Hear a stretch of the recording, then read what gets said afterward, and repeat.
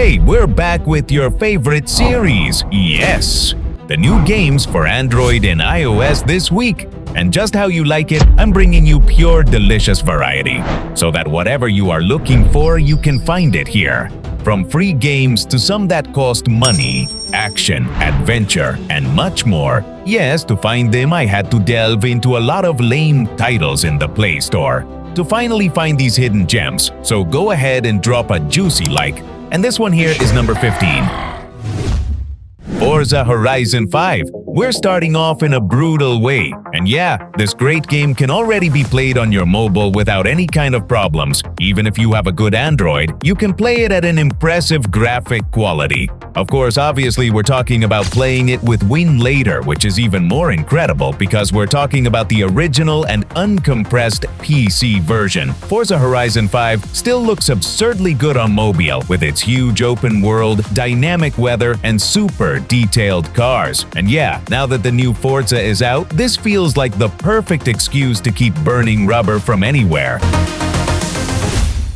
Scene Streets. Grand racing game is literally what happens when you mix racing, open world, and criminal chaos in the same game. Here you don't just drive sports cars through the city, you can also face off against gangs, use weapons, and roam huge streets full of chases and trouble everywhere. The interesting thing is that criminal city vibe where every corner can end in a fight or an illegal race. Plus, the game bets a lot on freedom, allowing you to explore, drift, and choose how you want to survive within this urban world full of danger and speed.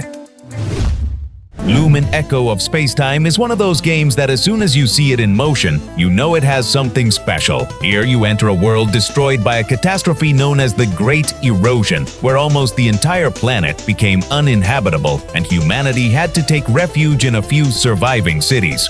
The interesting thing is that it mixes super dynamic side-scrolling combat with a futuristic setting and giant creatures that look like they're from another world. Plus, each zone changes a lot visually, going from neon cities to stages with dragons and mixed advanced technology. Honestly, it has that JRPG anime vibe that grabs you just by seeing the effects and animations.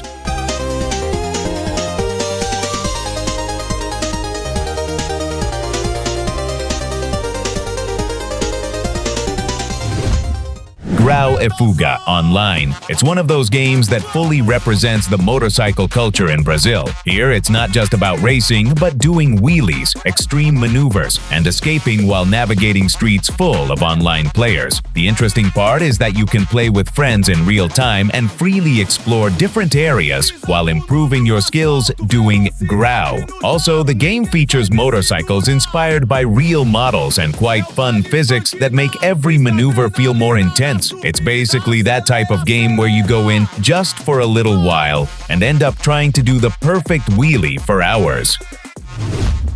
Project BFA is one of those shooters that as soon as you see it, it automatically reminds you of the old-school competitive FPS classics. Here, everything goes super fast. You enter intense matches, choose your equipment, and have to react in milliseconds if you want to survive. The interesting thing is that it mixes first-person shooting with a more tactical approach, allowing you to create several different arsenals according to your playstyle. Plus, you can use rifles, revolvers, grenades, and even katanas for melee combat. And what I liked most is that it has kill streaks and you'll be able to set up turrets, launch missiles, and even pull out the nuke. Yeah, just like Call of Duty. Honestly, it has that competitive vibe where every match becomes a total war to see who dominates the lobby. Photo Anomaly Darkroom is one of those games that makes you feel uncomfortable, even when apparently nothing is happening. Here you explore a dark house armed only with a flashlight while you try to detect anomalies and strange things hidden in the shadows.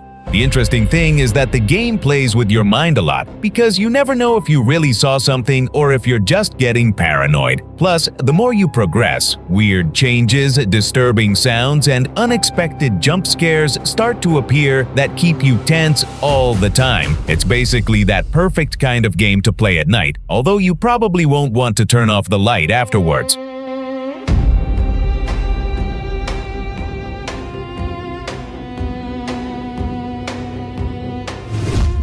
Broken Spectre is one of those horror games that doesn't just try to scare you with jump scares. Here, what really frightens you is the atmosphere. It all begins when you receive a strange message from your father who disappeared more than 25 years ago, forcing you to return to a secluded mountain full of disturbing secrets. The interesting thing is that the game mixes exploration, psychological narrative, and cosmic horror with an overly uncomfortable setting. Plus, it's designed for virtual reality, making every sound and every shadow feel much more intense. Honestly, it looks like a real interactive nightmare. Shangri-La Frontier, The Seven Colossi is literally every anime fan's dream made into a video game. Here you enter the universe of Shangri-La Frontier to face huge creatures known as the Colossi, gigantic monsters that look like real living nightmares. The interesting thing is that the combat looks super dynamic, allowing you to switch between two characters in the middle of battle while launching brutal abilities and dodging gigantic attacks. Plus, the whole world is completely recreated in 3D and keeps that epic anime vibe. Honestly, if you're a fan of action RPGs and impossible bosses, this game looks really good. And it was funny that I was just watching the anime on my computer, and this amazing game showed up in my YouTube feed. Nine Souls is literally that kind of game you watch for 5 minutes and you already know it's going to mentally destroy you, but you still want to keep playing. Here we have a Metroidvania with combat inspired by Sekiro, where blocking and parrying attacks perfectly is much more important than just attacking without thinking. The interesting thing is its mix of cyberpunk and oriental mythology, creating a super weird but incredibly beautiful world visually. Plus, every boss feels like a real battle of reflexes and patience. Honestly, it has that indie game vibe that nobody expected much from, and it ended up becoming one of the most acclaimed Metroidvanias of recent years.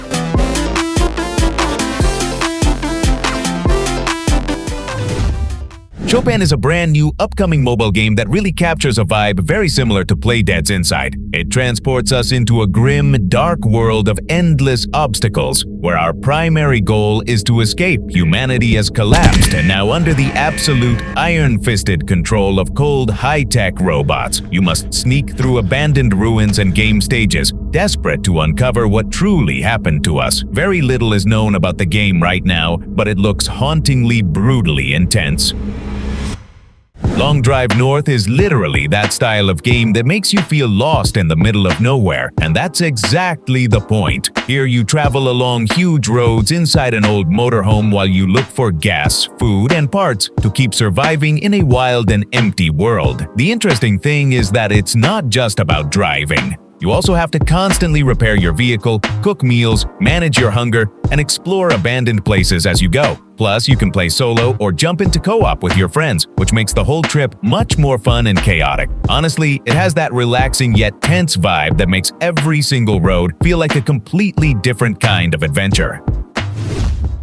Car Dealer for Sale Simulator. This is a game where you manage your own dealership business, from going to sales locations, buying cars at a lower price, restoring them, and then selling them properly. What I liked is that you can even attend auctions and bid on those vehicles that interest you and that you think could end up being a good investment. It's very complete and full of small but very good details for those who know how to appreciate them, like taking the cars on a tow truck after purchase, getting gas, washing the cars, negotiating prices, and much more. Without a doubt, an interesting title that, although it doesn't have flashy graphics, has left me speechless.